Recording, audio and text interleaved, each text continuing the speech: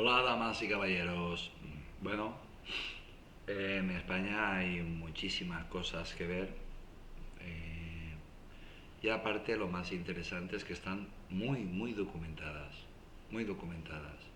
Está la primera parte que entra dentro del mito, de la leyenda. Inmediatamente, al poco tiempo, en términos históricos, pues pues empieza a documentarse. Bueno, os voy a hablar del Camino de Santiago. Os tengo que confesar que yo he intentado hacer el Camino de Santiago varias veces, pero estoy cojo.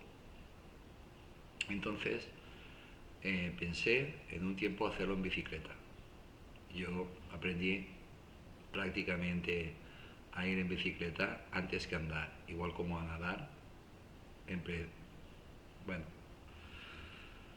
el Camino de Santiago, si sales de Roncesvalles, yo tengo un montón de libros que hablan de Camino de Santiago.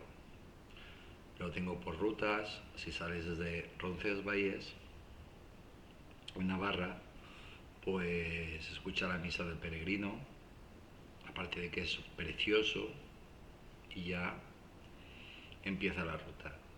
Son 30 kilómetros de marcha al día y el viaje dura un mes, hasta que llegas a Santiago de Compostela. Bueno, la Catedral de Santiago es una preciosidad, una preciosidad. No he mirado, lo miraré porque van a salir varios capítulos. A mí me vuelve loco esta cámara enfocándose y desenfocándose. Pero en fin, es la que hay.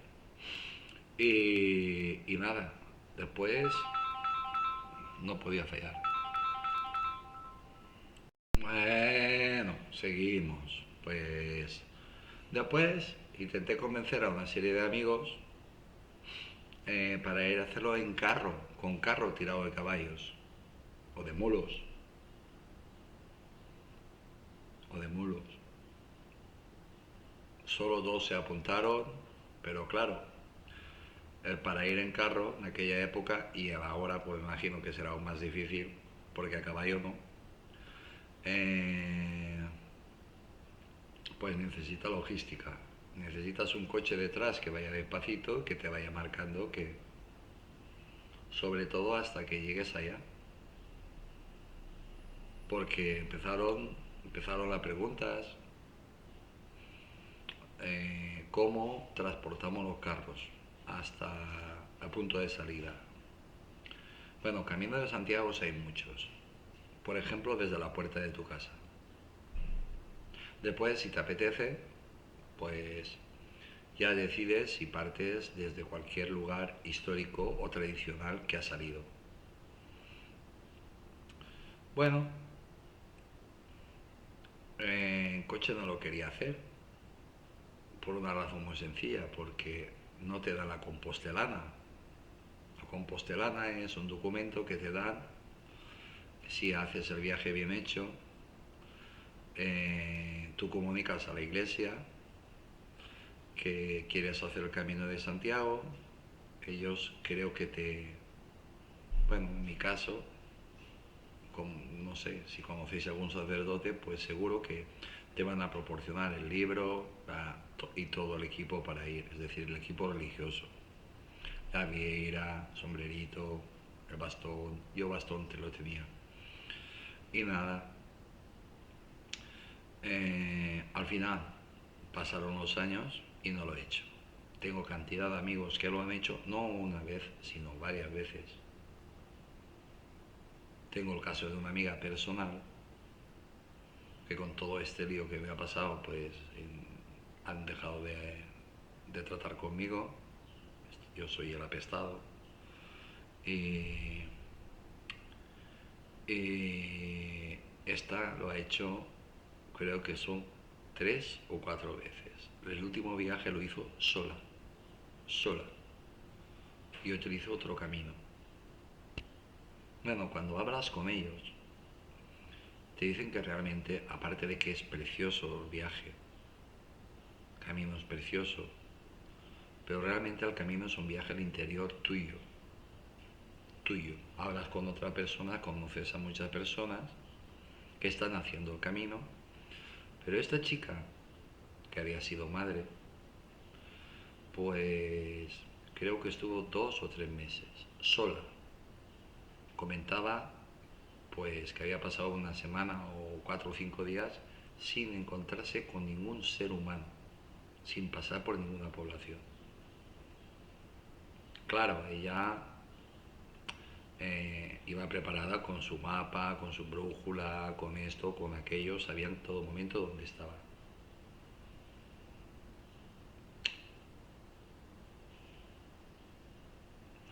Eh, Llevaba un chubasquero, un saco de dormir, una estorilla, una mochila, muy poco peso, comida y agua. Ya está, no llevaba nada más.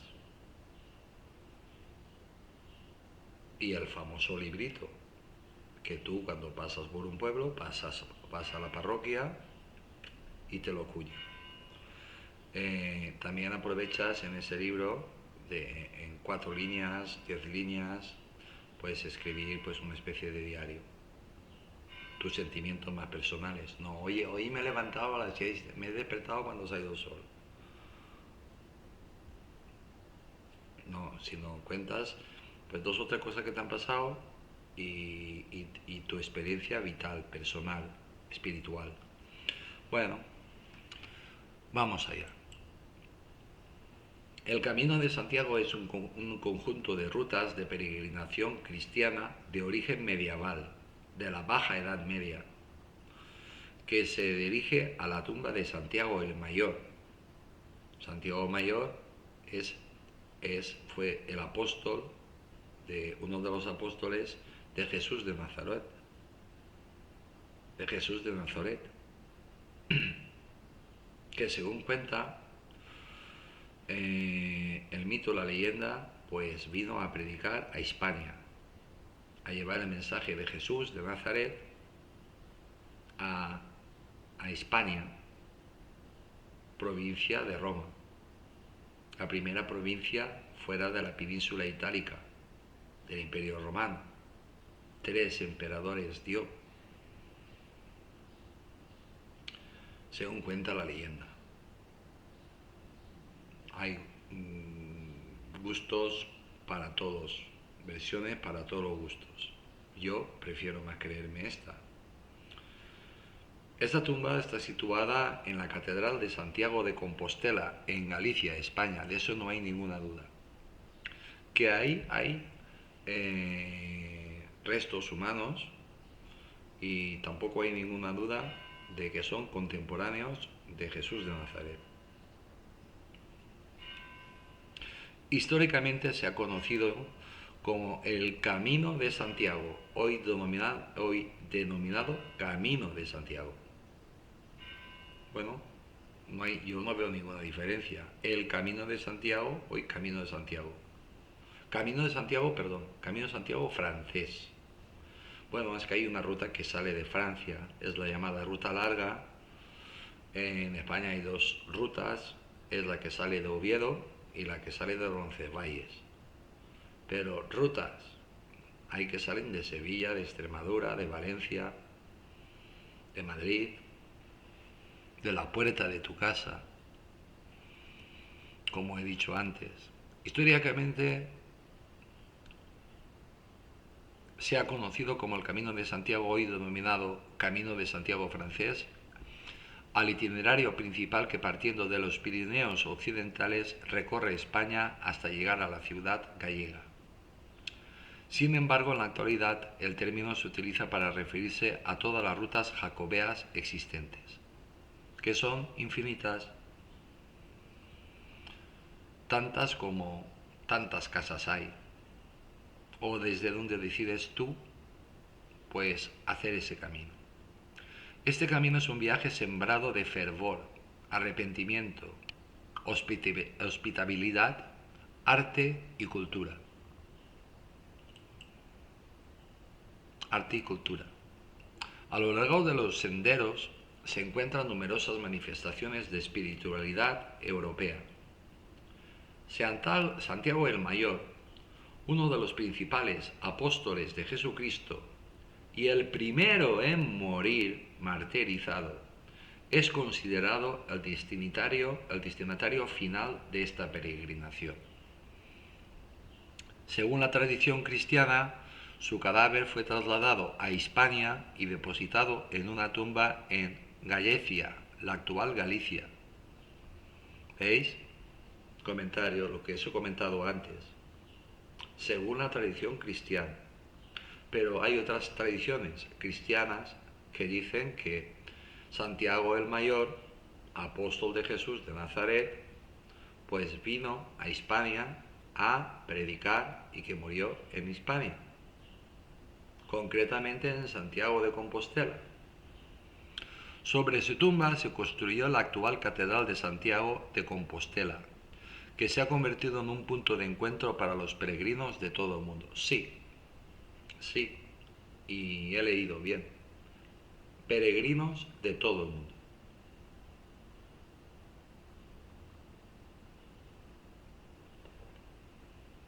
La inmensa mayoría lo hacen por su fe cristiana, porque son cristianos, pero también muchos lo hacen por turismo, porque directamente elijas el camino que elijas, es una preciosidad, porque España es preciosa. Pasas por pueblos, por ciudades, por lugares donde no hay nadie, por paisajes preciosos. Se puede hacer solo o acompañado. Habitualmente la persona lo hace acompañado. Santiago el Mayor, la tumba apostólica, las reliquias apostólicas, características de la peregrinación medieval a la tumba de Santiago.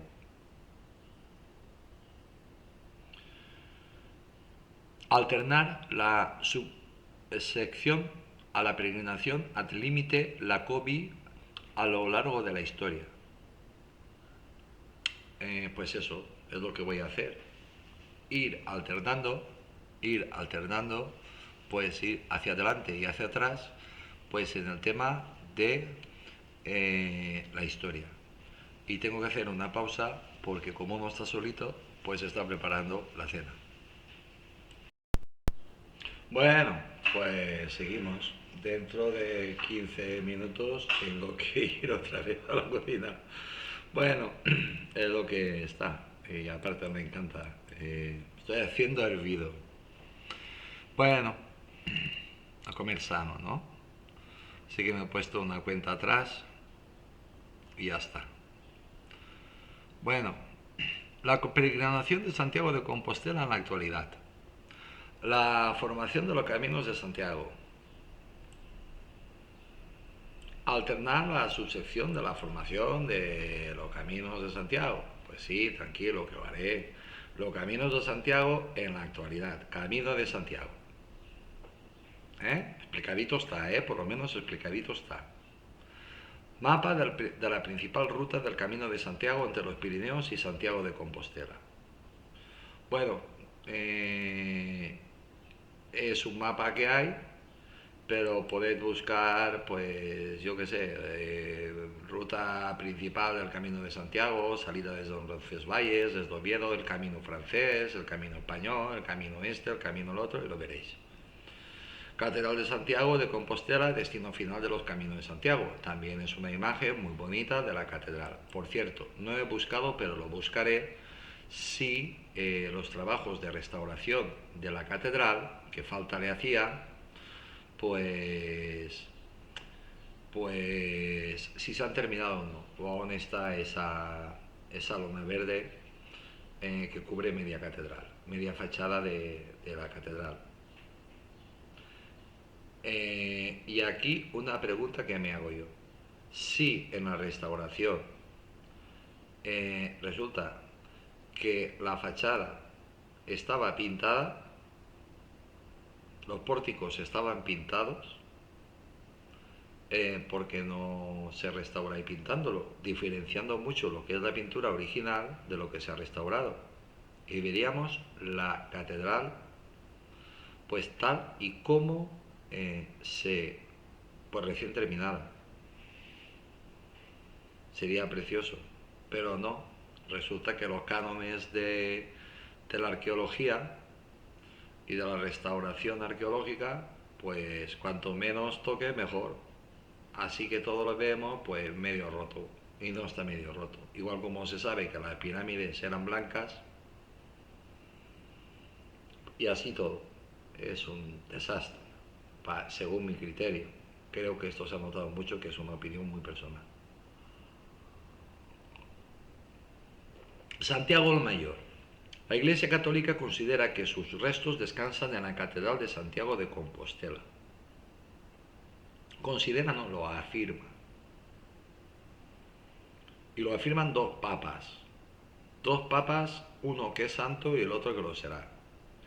Juan Pablo II y Benedicto XVI. Que no acudieron una vez, sino varias veces. Curiosamente hay dos sitios santos en España que visitaron ambos papas no en una ocasión, sino en varias, en 2 o 3 ocasiones. Santiago de Compostela y Valencia. ¿Qué hay en Valencia? El Santo Cáliz. También una cosa parecida, no se puede comparar, esto es muchísimo más famoso, y en Valencia, que ya está también igual, el tema de... No estoy barriendo para casa, simplemente estoy informando, pero se ha abierto también un camino de peregrinación que está teniendo un éxito espectacular. Poco a poco ya irá, pero esto lleva siglos en marcha. Nombre oficial: Camino de Santiago. Otras denominaciones: Rutas Jacobeas, Camino de las Estrellas, Grupo Rutas de Peregrinación Cristiana. Bueno, esto aquí entramos, es que claro, aquí entra la Iglesia Católica, Apostólica y Romana, grupos de presión dentro de la Iglesia, pero no. El nombre oficial es el Camino de Santiago, Ruta Jacobea, Camino de las Estrellas, y lo demás ya es lo del Grupo de Rutas de Peregrinación Cristiana. Eso ya es a saber de quién, ni me interesa saberlo. Longitud diferente según el lugar de partida. Pues sí. Inicio: diversos lugares de Europa. Final del recorrido: la Catedral de Santiago de Compostela en España. También miraré si es patrón de Europa, porque Santiago es el patrón de España. Patrón principal que tiene España. Durante siglos, los españoles, cuando entraban en batalla a luchaban Santiago y cierra España, o por Santiago. Historia. Primera descripción completa, pues por el catedrático en 1140 por Aymeric Picaud. Primera guía moderna, pues en el año 1965 por el Ministerio de Información y Turismo. Reconocimiento, estamos hablando de las españolas, porque Europa está plagada de guías turísticas y el mundo también. Reconocimiento 1987, itinerario cultural. 1993 fue declarada Patrimonio de la Humanidad para el Camino francés. 1998, Patrimonio de la Humanidad para los caminos en Francia. 2004, Gran Itinerario Cultural, Premio Príncipe de Asturias. 2015, Patrimonio de la Humanidad para el Camino de Costa, Camino Primitivo, Camino Interior del País Vasco y La Rioja, Caminos de Líbana. Camino de Santiago es la denominación que tiene un conjunto de rutas de peregrinación cristiana de origen medieval que se dirigen a la tumba de Santiago el Mayor, situado en la Catedral de Santiago de Compostela, Galicia, España. Yo creo que nos está quedando muy clarito a todos.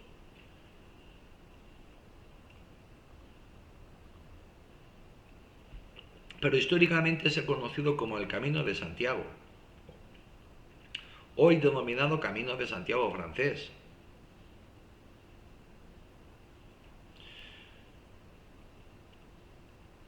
al itinerario principal que partiendo de los Pirineos occidentales recorre España hasta llegar a la ciudad gallega. No obstante, actualmente el término se utiliza para referirse a todas las rutas jacobeas existentes.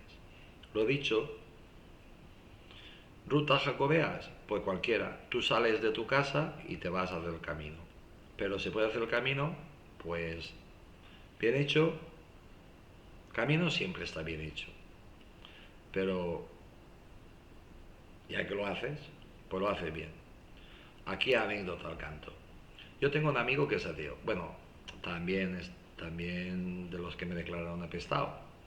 Pues nada, pues este lo ha realizado 3 veces. Ha hecho todas las rutas más famosas. Es ateo, ateo, ¿eh? Tiene 3 compostelanas, yo las he visto. Que es un documento que cuando llegas allí y le muestras, enseñas el libro, cuñadito, esto, aquello, por cada parroquia que has pasado, los kilómetros que has hecho y todas estas historias, te ponen el cuñito, lo presentas y te dan la compostelana. ¿Qué es la compostelana? La compostelana es un documento muy bonito, redactado en latín, que simplemente dice tu nombre, y eso es el visado para entrar en el cielo. Él, dentro de su pragmatismo y en plan jocoso, decía, bueno, yo no creo, pero ¿y si existe Dios, refiriéndose a Dios? ¿Y si existe? Digo, mira, no tengo una, tengo tres. Tres. Tres visados para entrar en el cielo. Dice, ¿tú? ¿No tienes ninguno? Digo, sí, pero yo tengo fe, tú no. En fin.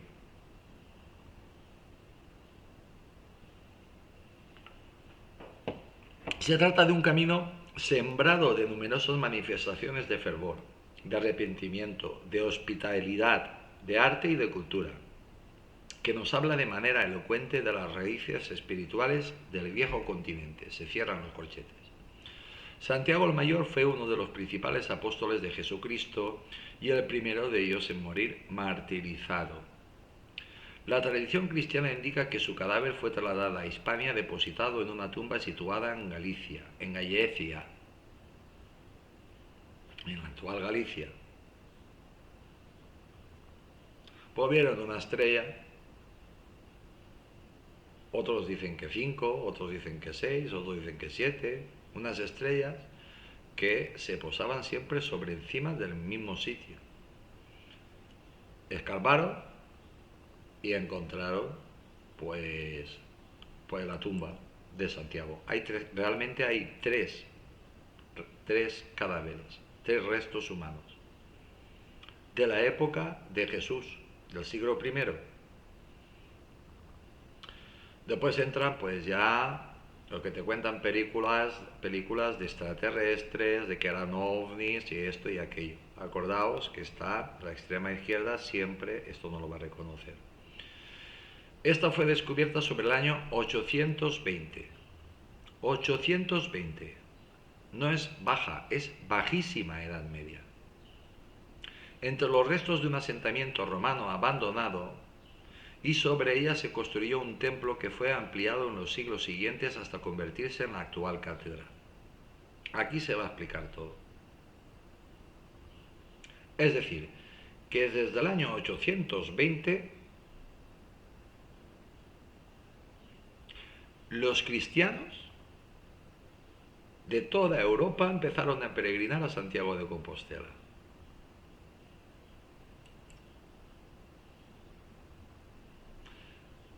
Y desde el año 1, es decir, desde uno de nuestra época, desde que se empezó a contar, desde que murió Jesús de Nazaret, pues, o desde Jesús de Nazaret, pues todo lo demás está documentado. Menos de un siglo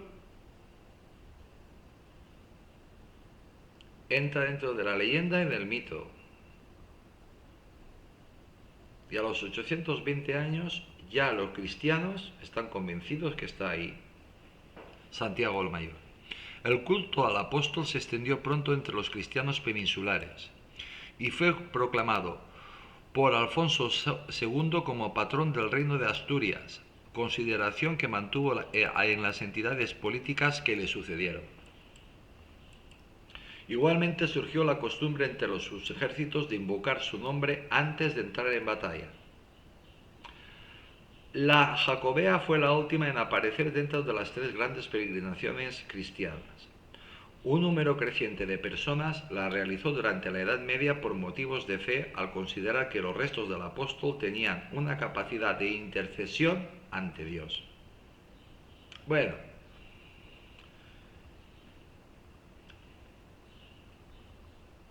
lo que dicen los amigos de Iker Jiménez, de mi admirado Iker Jiménez, es que allí pasan cosas raras, muy extrañas.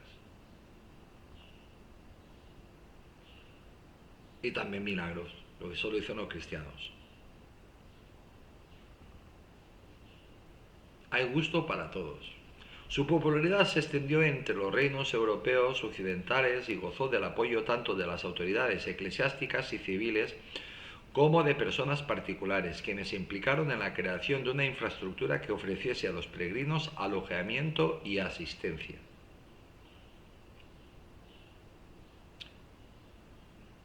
Por donde pasaba el peregrino, pues se crearon hospitales, centros de acogida, para que me entendáis todos, de descanso, de reposo, incluso te daban comida. Y si hacía mal tiempo, que pudieras descansar, y si estabas enfermo, pues te curaban. Las autoridades además dictaron normas jurídicas para protegerlos mientras hacían su viaje. Pero eso desde prácticamente el inicio.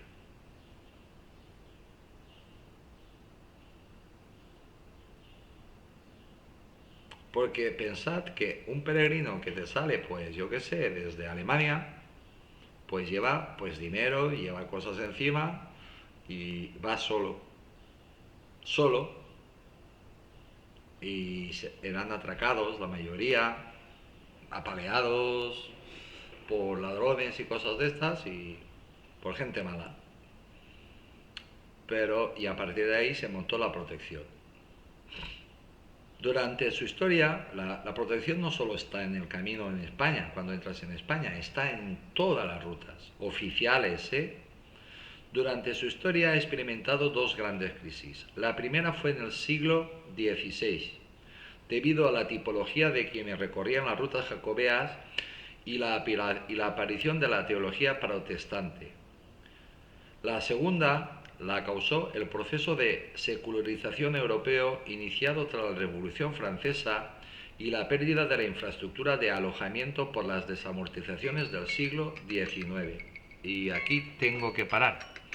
Acordaos que estoy así preparándome la cena, pero ya es este paroncito.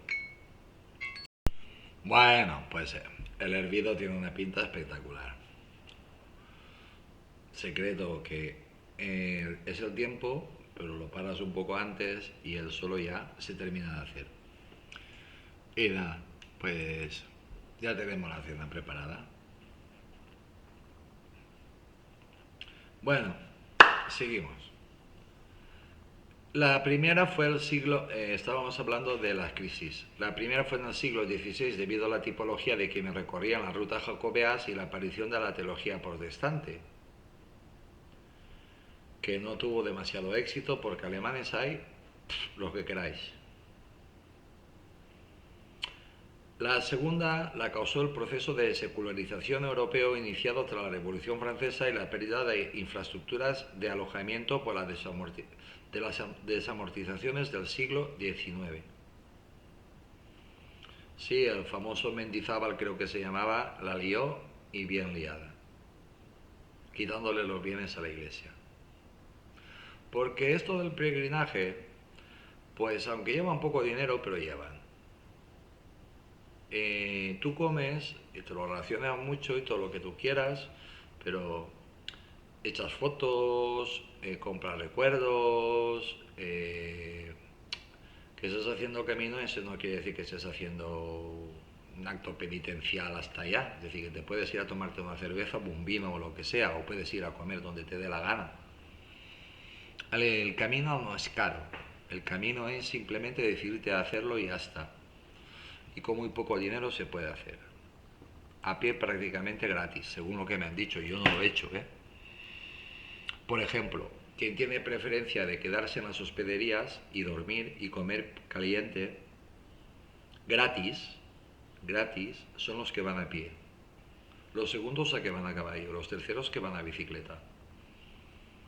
Los que van en carro y en otras historias ya tienen menos preferencia.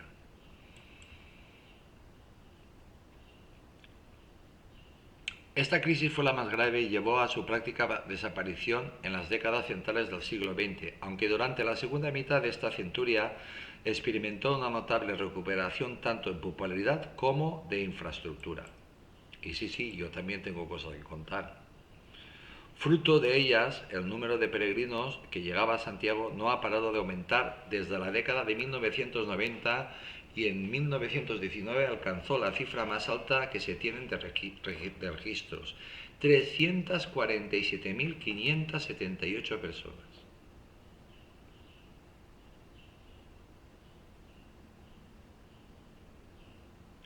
Y aquí aprovecho para contar mi anécdota. Yo coincidí en un viaje con mi ex familia, mi ex mujer, mis ex hijos, eh, haciendo un viaje por los Pirineos. Un mes por los Pirineos. Y que fui desde Andorra hasta Navarra. Y en Navarra me tiré pues 15 o 20 días. Era un año santo compostelano. Creo que el próximo es el 25. También saldrá en uno de los capítulos. El próximo año compostelano. Era un año santo compostelano. No os podáis imaginar la cantidad de gente que había haciendo el camino. La cantidad de personas, hombres, mujeres, de todo el mundo, escuchabas hablar en todos los idiomas del mundo, porque vas despacito, porque aunque vayan por la cuneta, por el lado de la carretera, ellos pueden caminar por ahí. Y tú ibas despacito y aparte tienes curiosidad. Era increíble. Todos, muchos, por no decir el 70%, pues con el famoso gorro, con el famoso sayo, con la vieira, con la calabaza encima del palo y con un saco. Esos son los más extremistas y los demás pues siguen llevando la vieira, el palo para apoyarse y una mochila y algo para cubrirte la cabeza. Era increíble, había gente a caballo, gente a pie, gente a bicicleta. Y te dabas cuenta que pues hay gente que camina más rápido que otros, gente que va más despacito, y te dabas cuenta que se saludaban, se hablaban, se conocían, estaban un rato caminando juntos y seguían. ¿Por qué lo sé? Pues porque mi curiosidad era tanta, mi exmujer lo sabía, mis hijos no sabían qué pasaba porque eran muy jovencitos, eran muy pequeños aún, y yo cuando pude, pues aparqué el coche, me arrimé y los veía pasar. Abrir las puertas, aprovechas para descansar un rato y nada, una curiosidad que me llamó mucho la atención. No sé en cuántos idiomas me dijeron hola, buenos días. porque creo que no pasó nadie sin que te dijera hola. Pues esa es mi experiencia en el camino de Santiago. Fruto de, voy arriba, a leer el párrafo de arriba, si engancho de ahí de arriba, esta crisis fue más grave y llevó a la práctica desaparición en las décadas centrales del siglo XX, aunque durante la segunda mitad de esta centuria experimentó una notable recuperación tanto en popularidad como de infraestructura. Fruto de ella, el número de peregrinos que llegaban a Santiago no ha parado de aumentar desde la década de 1990 y en 1919 alcanzó la cifra más alta desde que se tienen registros, 3.477.578 personas. Yo la pregunta que me hago es, ¿esas 347.578 personas son las que han obtenido la Compostelana, los que han hecho el camino bien hecho?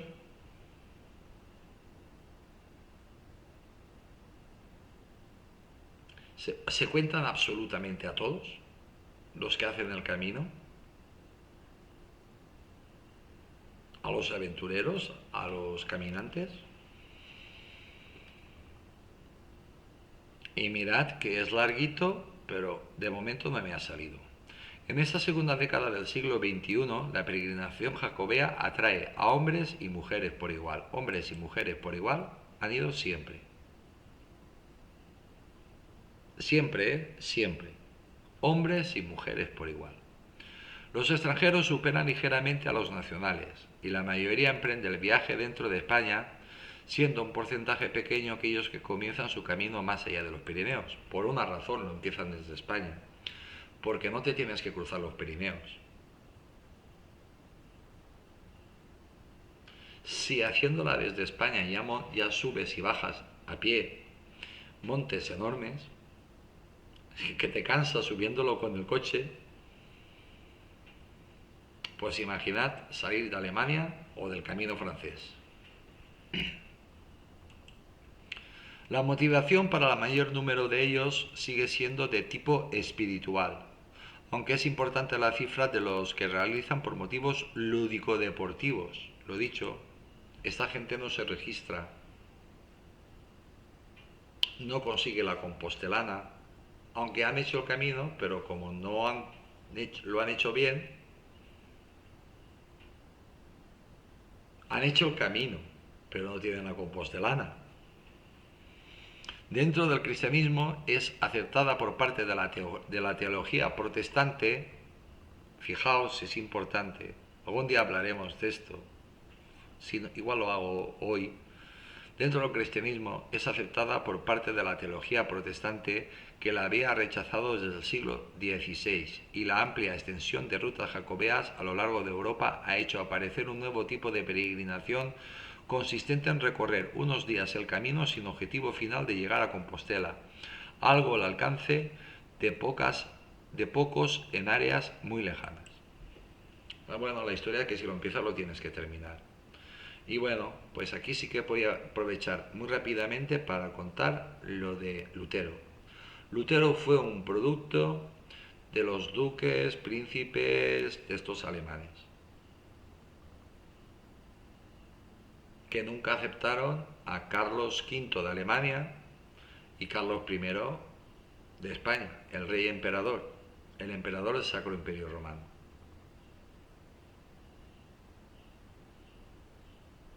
Fue un producto de un zumbao, con todos los respetos, pero era un zumbao que llegó peregrinó a Roma, y allí vio pues el negocio que había. No hacía falta ir a Roma para ver los negocios que se hacía. Te hubieras acercado a cualquier catedral alemana, hubieras visto de peregrinaje, donde hay algún tipo de reliquia o lo que sea, que puede ser un hueso de conejo, pues eso es el dedo de San Funkunkun. Y este hombre regresó espantado, pero ya fue espantado. Regresó espantado, y los duques marqueses y cosas y príncipes de estos que no querían no le eran nada fieles, eran unos traidores al emperador Carlos I, que los tuvo sentados, incluido a Lutero. Si él hubiera hecho lo que tenía pensado, los hubiera matado a todos. No existirían los protestantes. Por eso los alemanes hacen el Camino de Santiago.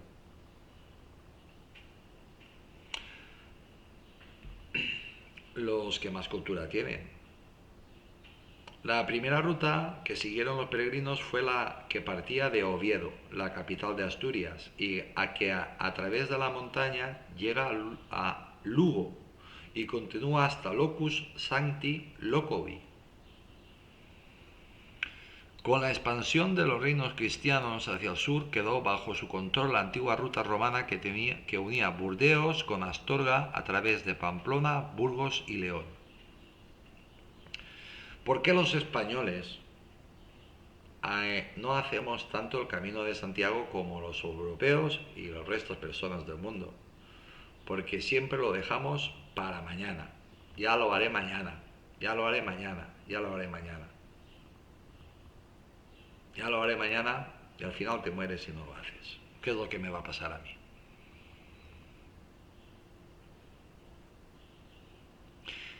Esa fue la base sobre la que se desarrolló el trazado clásico del Camino de Santiago tras realizarse algunos cambios en su recorrido, principalmente para hacerlo pasar por zonas más pobladas. Porque la mayoría del camino pasaba por zonas muy poco pobladas.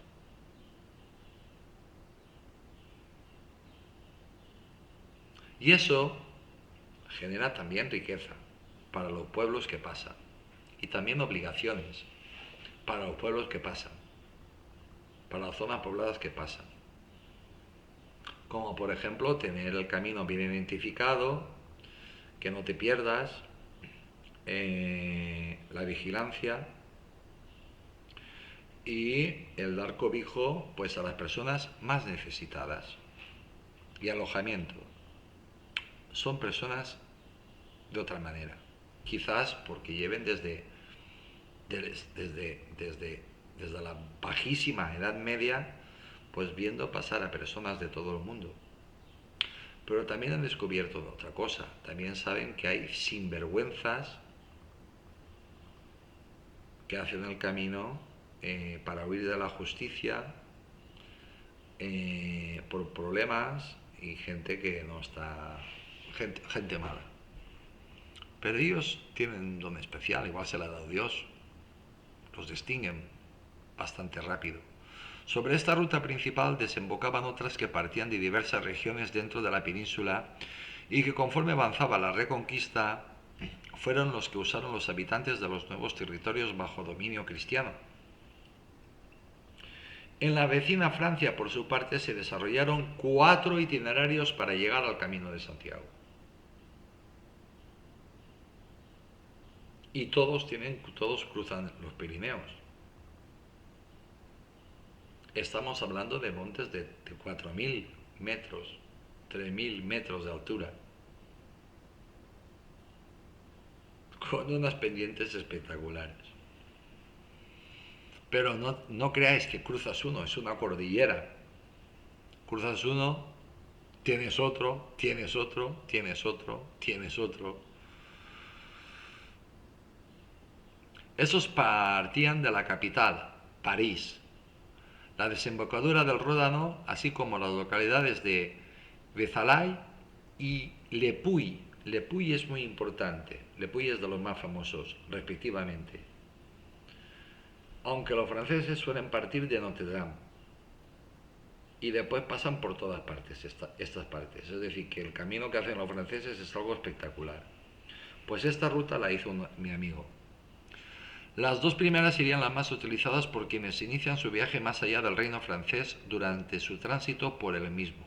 Vamos, pues traducido, pues los europeos que vienen de otros países mucho más lejanos, pues salen de París. ¿Por qué salen de París? Pues porque aparte de visitar Notre Dame, como sabéis en Notre Dame hay una gran reliquia que es la corona o el casquete porque realmente lo que Jesús de Nazaret le pusieron fue un casquete de espinas, no una corona de espinas.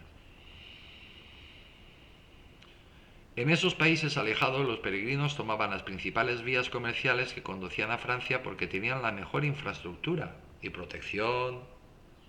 Con la crisis de la peregrinación jacobea en los siglos XIX y XX se fue olvidando el uso de las antiguas rutas como las vías para llegar a Santiago. Se tuvieron que rehacer todas, no solo en España, sino también en Francia y en Europa.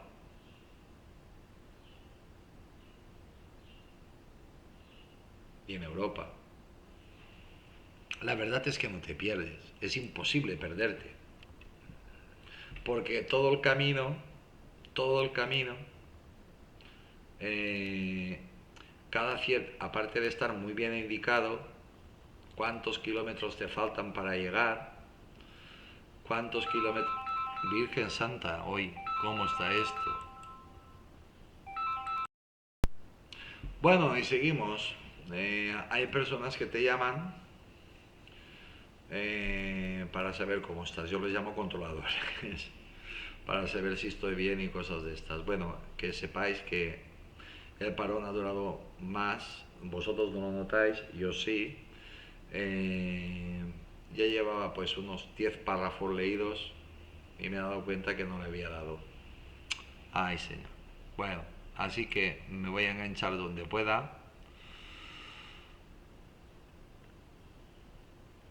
Los extranjeros superan ligeramente a los nacionales y la mayoría emprende el viaje dentro de España, siendo un porcentaje pequeño aquellos que comienzan su camino más allá de los Pirineos. ¿Por qué? Porque tienen que pasar la cordillera de los Pirineos, picos, montes de 4.000 metros, 4.000 metros de altura. Y es una cordillera, es decir, que no te subes un monte y te lo bajas, con unas pendientes brutales. Es otro hasta que la cruzas. Si te cansas pasándola con el coche, imaginaos, a pie. La motivación para el mayor número de ellos sigue siendo de tipo espiritual, aunque es importante la cifra de la realización por motivos lúdico-deportivos. Estos hacen el camino y estos pues no se cuentan teóricamente en las estadísticas.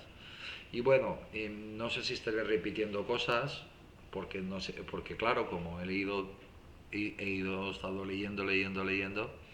Dentro del cristianismo es aceptada por parte de la teología protestante que se había rechazado desde el siglo XVI y la amplia estación de rutas jacobeas a lo largo de Europa ha hecho aparecer un nuevo tipo de peregrinación consistente en recorrer unos días el camino sin objetivo final de llegar a Compostela, algo al alcance de pocos en áreas muy lejanas.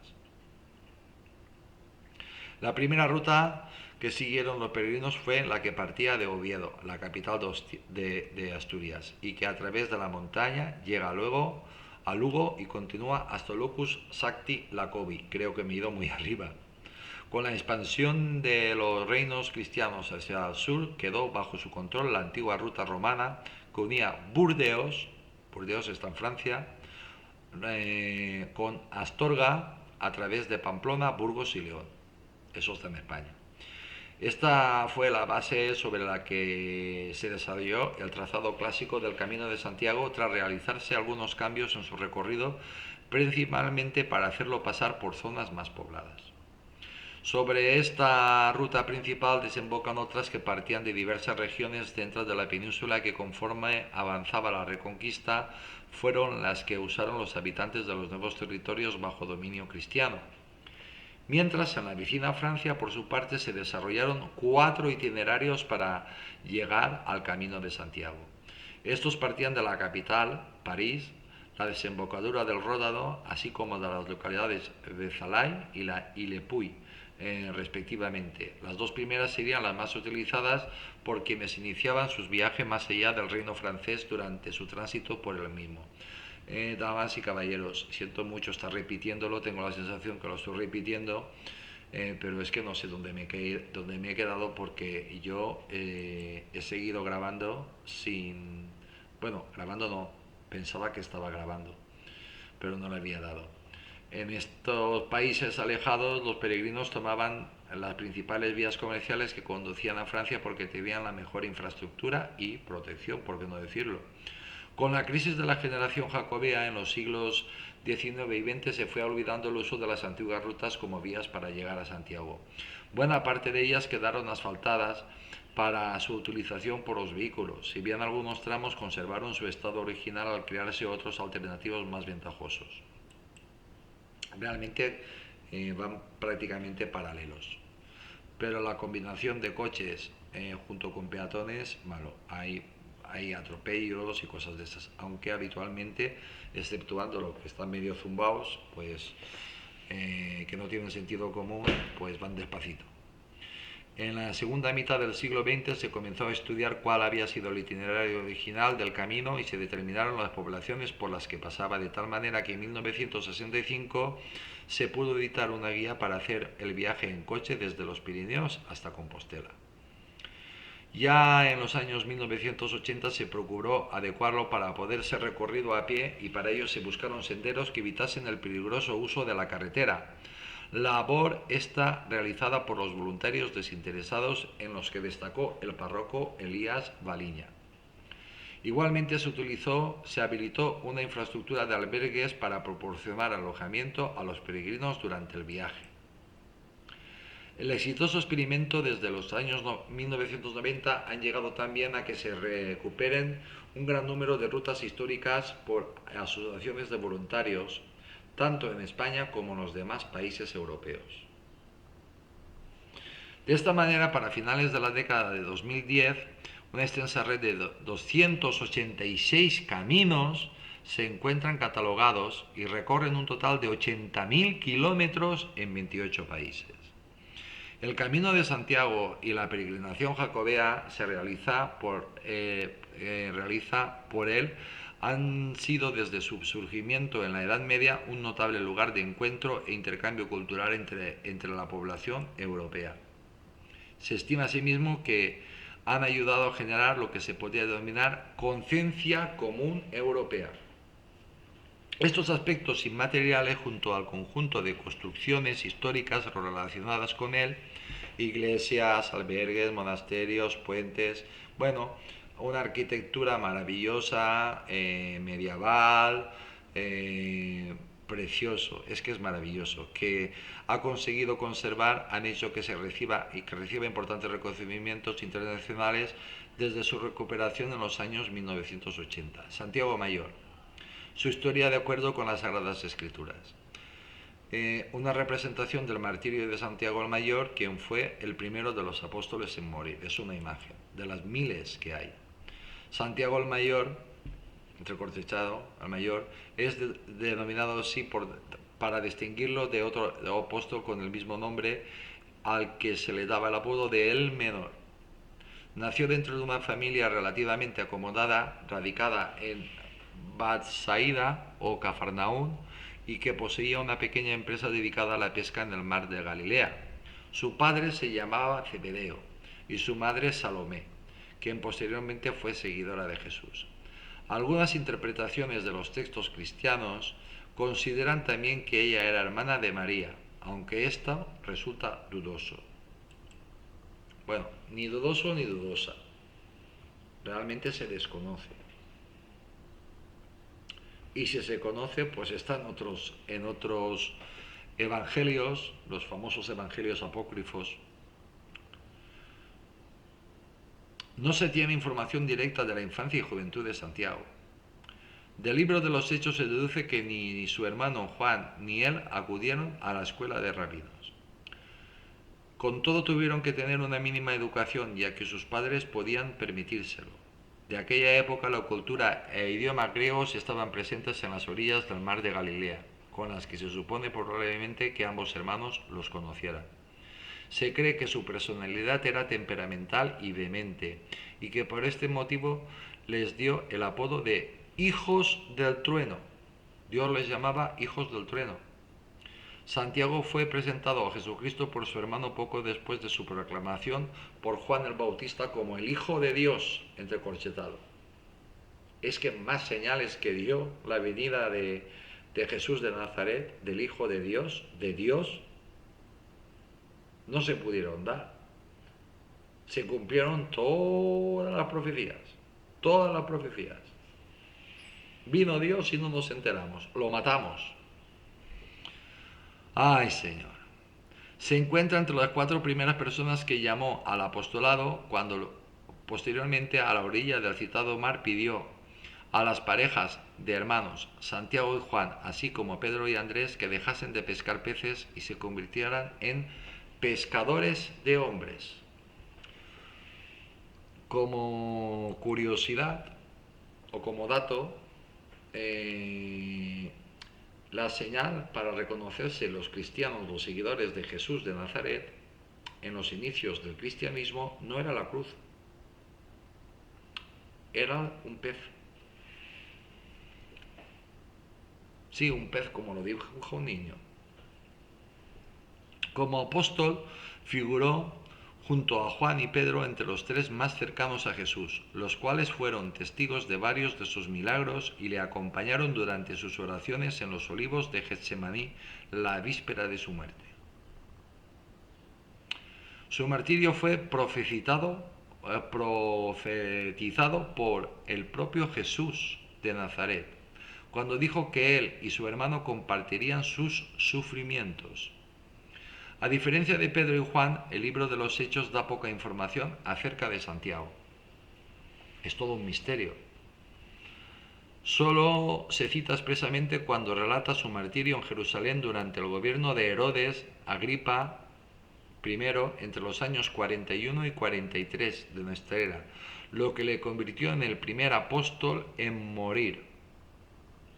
Por este motivo hay una falta de información sobre lo que hizo durante cerca de 10 años entre la dispersión de los apóstoles para predicar.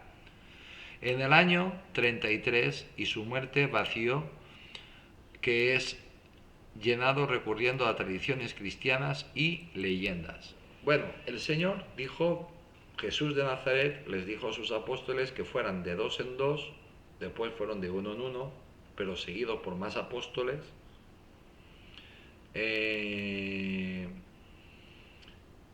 a predicar su palabra, su mensaje. A Santiago le tocó España. Tradición sobre su presencia en Hispania. Una de las tradiciones que llenan el vacío de la información que deja el libro de los Hechos es la que afirma que Santiago ejerció su apostolado en la Hispania romana del siglo I.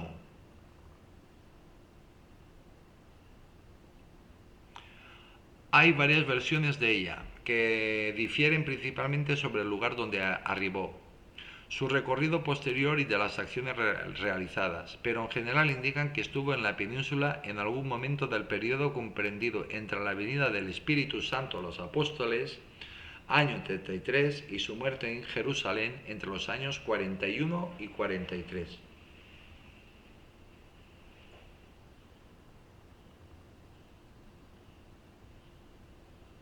Particularmente pienso, creo, estoy convencido que se sabe más sobre esta parte de la vida de Santiago, del apóstol Santiago, de su estancia en Hispania, predicando.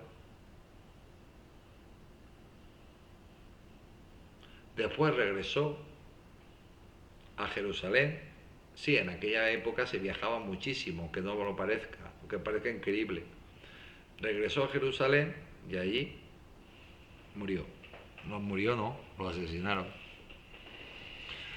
No obtuvo frutos de su predicación, aunque reclutó a un grupo de seguidores cercanos, que según también dice la tradición, fueron los que lo llevaron ¿dónde? A Santiago de Compostela.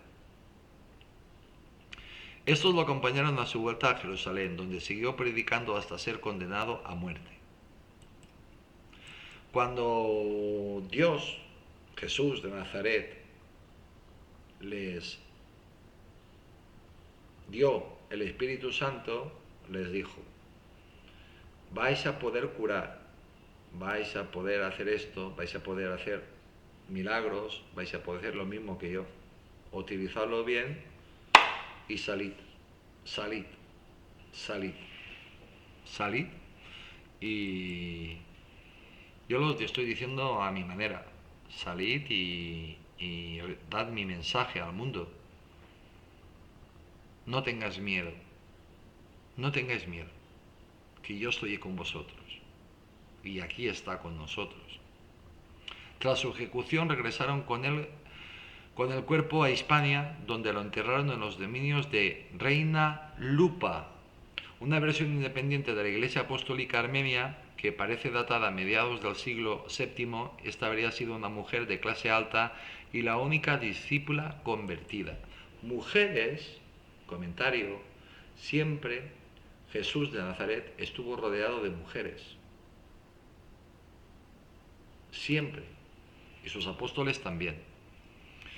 Acompañaría a Santiago en su vuelta a Palestina y tras su decapitación haría trasladar el cuerpo a Hispania, quedando la cabeza en posesión de Santiago, el justo obispo de Jerusalén. Con el tiempo, tanto la cabeza del apóstol como los restos de Santiago el justo quedarían enterrados en la actual catedral dedicada a ellos en Jerusalén. Su veracidad ha sido rechazada y defendida por diversos autores a lo largo de los años. Bueno, el debate es interminable.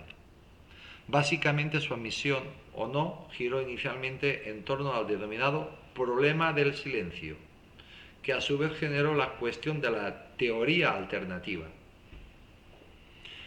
Con toda esta polémica no parece afectar a la acogida popular de la tradición hispana. La devoción a Santiago parece mantenerse y desde la rehabilitación del camino francés en la década de 1980, las peregrinaciones a su tumba no han dejado de aumentar. De hecho, en 1982 su tumba fue visitada por primera vez en la historia por un papa. Y bueno, vamos a otra sección, otro bloque. Polémica en torno a la tradición hispana. Tradiciones sobre el destino de los apóstoles, apóstol, área de predicación, lugar de su muerte. Pedro murió en Jerusalén. Jerusalén. Roma, Andrés, Acayas, Cita, Patras, Santiago el Mayor, Jerusalén, Judea, Hispania, Jerusalén, Juan, Jerusalén, Efeso. Es que como estos son tablas, pues sale así. Yo lo voy a leer tal cual y ya está. Felipe, Frigia, Hirápolis, Bartolomé, Armenia, India, Derbet, es donde fueron a predicar y donde murieron.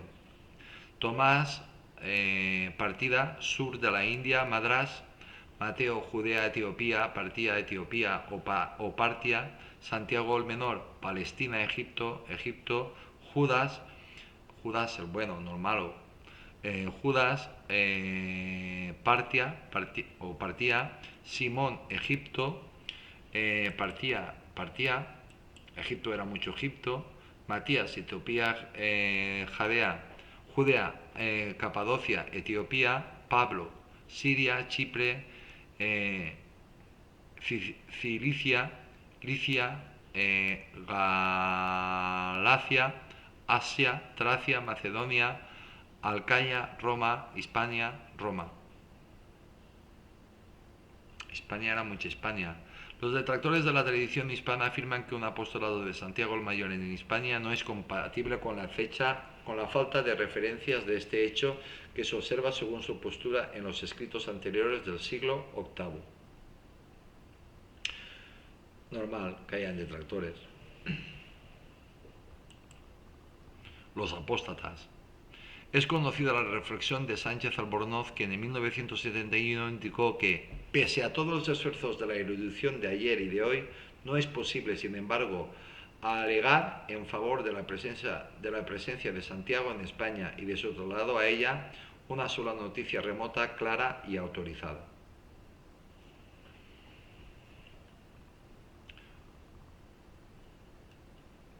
Pues con todo el respeto al señor Albornoz, pues doctores tiene la Iglesia y hay más personas que creen que sí, que lo que dice usted. Un silencio de más de 6 siglos rodea la conjetural e inverosímil llegada del apóstol a Occidente y de 1 u 8 siglos la no menos conjetural e inverosímil traslatio. Solo en el siglo VI surgió entre la cristiandad occidental la leyenda de la predicación de Santiago en España, pero ella no llegó a la península hasta finales del siglo VIII, 200 años después. Es decir, que en Europa lo tenían claro, que Santiago el Mayor estaba aquí en España, pero Sánchez de Albornoz no. Pero claro, es que la ciencia avanza, que es una barbaridad. Se han hecho pruebas de ADN, todo tipo de pruebas a los restos, tampoco van a estar ahí machacando los restos a todas horas, hasta que no vuelva a avanzar la tecnología, hasta que no dé un salto la tecnología, pues un salto brutal, no lo van a volver a tocar. Lo que está claro es que la persona que está ahí enterrado es contemporáneo de Jesús de Nazaret. Pero eso el señor Albornoz no tenía ni puñetera idea. Los defensores en este sentido admiten lo poderoso del argumento y que es evidente la falta de citas, un buen número de autores, normal. Como todas estas cosas, pues tienes tus personas que creen y personas que no creen en absoluto. El señor Albornoz no era precisamente un santo, aunque alegan que durante las persecuciones se perdió una buena parte de los escritos cristianos y además no comparten que la falta de citas sea absoluta, afirmando que sí existen menciones. Algo sabrá la Iglesia y algo sabrá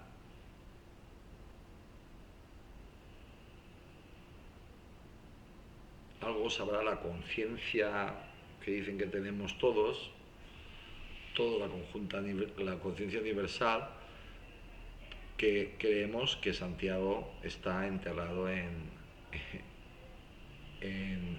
Santiago de Compostela.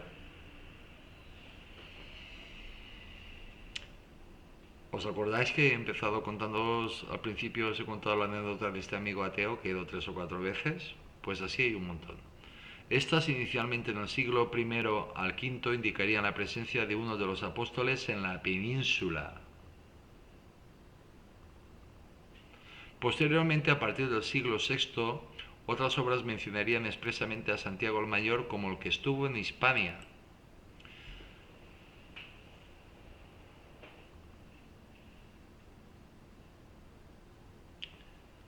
Yo, aunque sea cristiano, voy a hablar muy claro. Vosotros sabéis que yo hablo muy claro.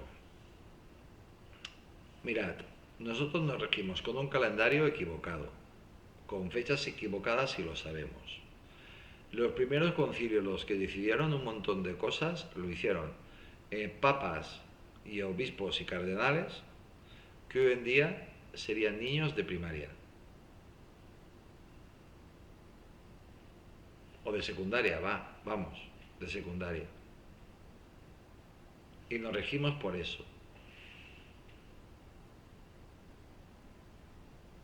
Nos regimos por eso. En cuanto a los evangelios que se presentaron encima de la mesa, para que lo hicieran estas mentes tan privilegiadas, estoy siendo muy sarcástico, estas mentes tan privilegiadas, pues ellos decidieron 4, pero hay más.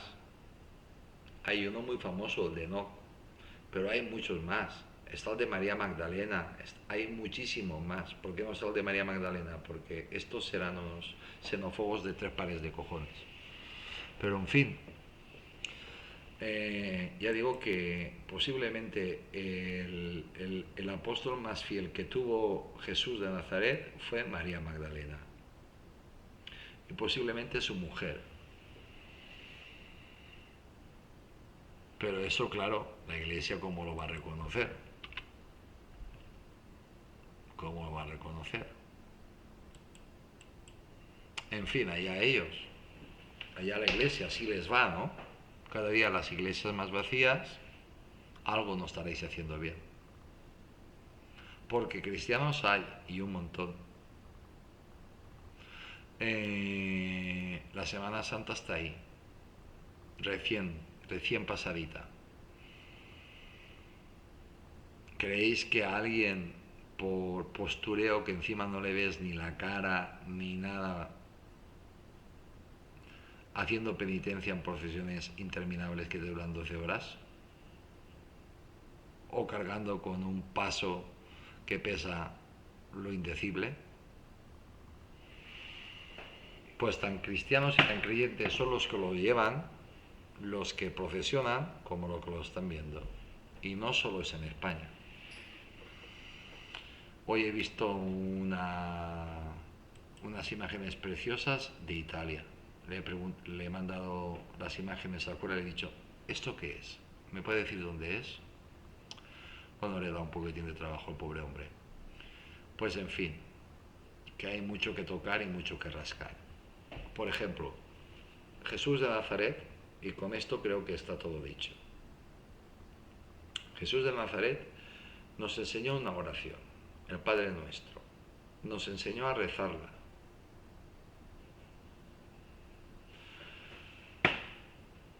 Como sabéis, yo estuve un tiempo apartado de la iglesia. Y un día llego a la iglesia, llega la hora de rezar al Padre Nuestro, rezo al Padre Nuestro, y hostia, me habían cambiado al Padre Nuestro. Y yo me indigné.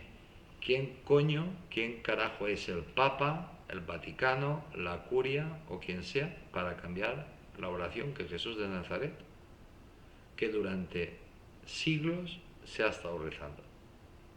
La única oración que Dios nos enseñó. Nos enseñó a rezar y la han cambiado. ¿Quién es el hombre? Lleve bata blanca, una falda, una falda morada o una falda de lo que sea, una sotana de la que sea. ¿Por qué no van en sotana?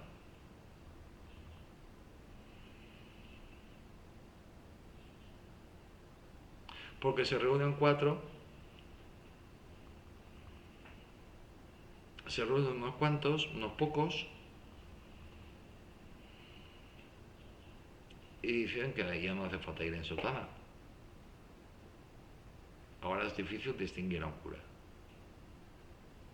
Los problemas de pedastría, un montón de problemas que tiene la iglesia. Por ejemplo, si durante siglos te ha funcionado de lujo hacer la misa, la Santa Misa, la Santa Eucaristía, de espaldas,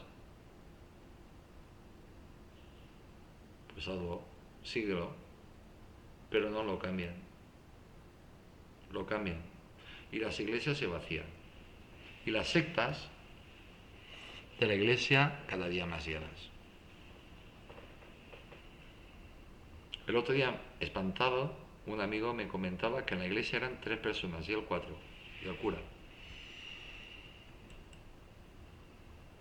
Yo dije, pues mira, la iglesia es pequeñita, con 4 se llena, es decir, que con muy poca gente se llena.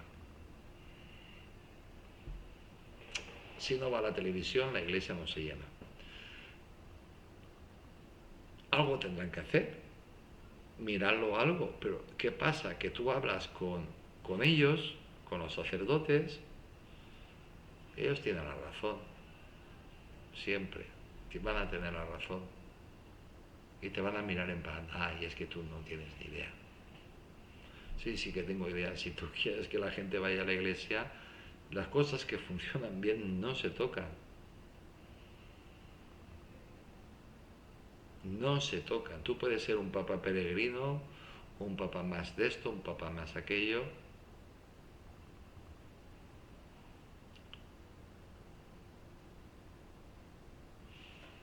pero mantén la pompa y mantén toda la liturgia y todo lo que rodea al Papa y al misticismo que lleva en la religión cristiana, y verás cómo cambia. El silencio sobre la presencia de Santiago el Mayor en Hispania, y otra cosa, el famoso comentario: yo soy cristiano, pero no creo en la Iglesia. Pues con eso creo que está todo dicho. Deberían de prestar más atención, pero a ellos les da igual. El silencio sobre la presencia de Santiago el Mayor en Hispania, que se desprende de las fuentes aducidas por los detractores, también parece extenderse al resto del ámbito conocido de la época, y no parecen existir escritos o tradiciones convincentes que indiquen la presencia de Santiago el Mayor en otros lugares antes de su muerte en Jerusalén. Pues antes ha quedado bastante claro, pero si tú no lo quieres ver y miras hacia otro lado, detractores van a haber siempre. Y aparte ahora queda muy bien. Esto es utilizado a su favor por los defensores que argumentan la falta de una teoría alternativa a la presencia del apóstol en la península. Pero si hay 500.000. La tumba apostólica, asentamiento donde se construyó. La tumba apostólica estaba situada en la necrópolis de Asegonia. La tumba, que según la tradición jacobea alberga los restos de Santiago el Mayor, se construyó dentro del área funeraria de un asentamiento romano. La moderna investigación identifica a este enclave con la mansio de Asegonia, citada en varias obras geográficas redactadas en tiempos romanos. ¿No quieres pruebas? Los romanos lo documentaban todo. Itinerario de Antonio Anónimo de Rávena e itinerario de Barro. Este lugar fue creado ex novo en el siglo I, junto a un cruce de caminos donde se unían las calzadas que conectaban Bracara Augusta, Braga, con Lucus Augusti, Lugo, y el puerto de Flavium Brigatium, La Coruña. Permaneció habitado hasta el siglo V, en el que fue abandonado tras un periodo de decadencia económica en un contexto de desestructuración social de la región. Su parte funeraria siguió usándose hasta el siglo VIII, probablemente por los habitantes de algún núcleo cercano. Dentro de ella se situaba la tumba donde se consideró que estaban los restos del apóstol Santiago el Mayor, y que, según las crónicas de su descubrimiento, mostraba una tipología que la diferencia del resto. Esto es arqueología. Características arquitectónicas. Desde finales del siglo XIX se han realizado varios estudios arqueológicos sobre lo que queda del edículo funerario, permitiendo determinar varias de sus características arquitectónicas.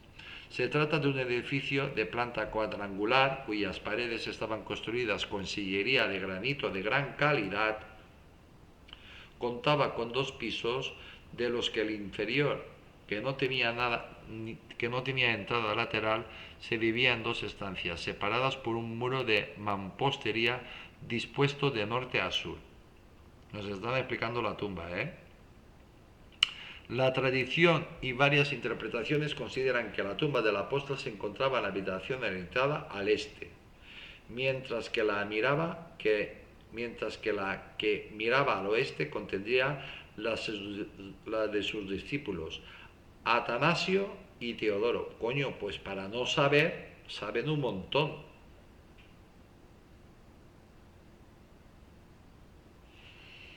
Y lo que se callarán. En la planta superior, hoy completamente desaparecida, se estima que se situaría la entrada y un pequeño altar donde se rendiría culto a las reliquias. Existen dos teorías sobre su tamaño. Bien sería una estancia sencilla del mismo tamaño que la inferior, o bien se trataría de una construcción más amplia y abierta al exterior. Finalmente la construcción estaba rodeada, al menos en tres de sus lados, por otros muros que configuraban una especie de deambulatorio a su alrededor. Deambulatorio, es decir, de pasillos. Descubrimiento de la tumba y primer templo. Evolución arquitectónica de la tumba apostólica, desde el pequeño mausoleo romano hasta la catedral. Y voy terminando porque esto va a salir varios capítulos. Las informaciones escritas más antiguas de cómo se descubrió la tumba se encuentran en un documento del año 1077 denominado Concordia de Antealtares. En él se relata que durante el reinado de Alfonso II de Asturias, 1791, 792-842, existía un eremita llamado Pelayo, quien vivía en un lugar llamado Solovio, cerca de su iglesia dedicada a San Félix. Tuvo revelaciones de que en las cercanías se encontraba la tumba de Santiago el Mayor, a la vez que varios feligreses de la iglesia dijeron haber visto luces sobre un determinado lugar, la famosa estrella o estrellas. Todos comunicaron a Teodomiro, el obispo de Iria, estos hechos y él mismo pudo comprobar la realidad de las luces. Hay testigos. Dispuso entonces un ayuno de 3 días, tras el cual se dirigió al lugar acompañado por un buen número de fieles y descubrieron lo que no dudaron en determinar que era la tumba del apóstol. Inmediatamente comunicaron al rey su hallazgo. La tumba se encontraba rodeada por el resto de la necrópolis, así como por ruinas del asentamiento romano. Bajo la dirección de Teodomiro se inició la adecuación del terreno y la construcción en algún momento entre los años 820 y 830, es decir, una década, de la primera iglesia impulsada por el rey. Se trataba de un pequeño templo de una sola nave con una planta cuadrangular. Estaba construido de tal manera que albergaba la tumba apostólica, la cual quedó situada en su cabecera. Contaba con un pequeño atrio en su entrada donde un dintel esculpido destacaba sobre el resto de la construcción de factura bastante sencilla. Muy posiblemente junto a ella se hallaba un pequeño baptisterio. La importancia que adquirió el lugar con la creciente llegada de peregrinos hizo que a lo largo de este siglo IX la pequeña iglesia recibiese el reconocimiento de catedral. El reconocimiento de catedral y se comenzó a trasladar de manera paulatina la sede episcopal que iría de nuevo al asentamiento. Basílica de Alfonso III. Pues bueno, hasta aquí. Lo dejo aquí.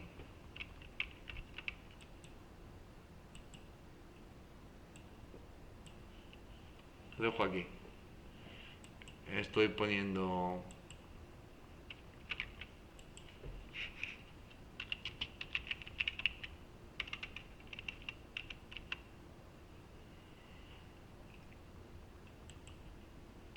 Camino de Santiago 2. Y bueno, pues esto es lo que hay. Esto es lo que hay de momento sobre esta maravillosa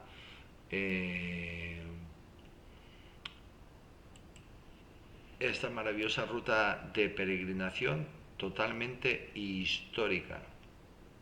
Totalmente histórica. Yo personalmente, mi opinión es que se sabe mucho más de lo que nos dicen. De verdad que lo creo. Que se sabe mucho más de lo que nos dicen. Muchísimo más. Muchísimo más. A todos los niveles. A todos los niveles. Y bueno, pues, ¿qué es que es un centro de peregrinación de primer orden. Vamos a ver, ningún cristiano, cualquier cristiano que se considere cristiano tiene que ir a Jerusalén, Belén, Tierra Santa, a Roma y a Santiago de Compostela. Puedes aprovechar a pasar por 50.000 sitios, pero esos son los 3 puntos de peregrinación más importantes que existen en la actualidad en la religión cristiana. A Jerusalén no va nadie porque están en guerra.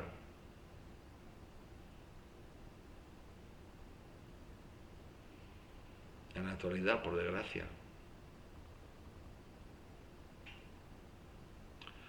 Así que se va al Vaticano, pero cuando venga el Año Santo Compostelano vamos a ver la cantidad de gente. Pero todo esto ya vendrá. Pues amigos, para mí un placer. Muchísimas gracias.